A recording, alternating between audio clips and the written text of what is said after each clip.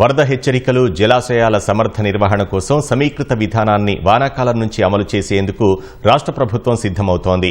ఇందుకోసం రూపొందించిన సమీకృత వరద నిర్వహణ వ్యవస్థపై రాష్ట్ర డ్యామ్ సేఫ్టీ అథారిటీ కీలక సమావేశం నిర్వహించింది.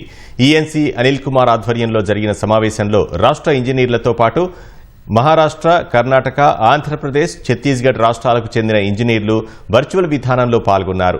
Integrated flood management system IFMS ఉద్దేశం, ప్రయోజనాలను వివరించారు. వాతావరణ, ఉపగ్రహ సమాచారంతో పాటు నదీ ప్రవాహాలు, జలాశయాల్లో నిల్వలు తదితర వివరాలను అనుసంధానించడం ద్వారా వర్షాలు, వరదల సమయంలో ముందుగానే అప్రమత్తం కావచ్చని తెలిపారు.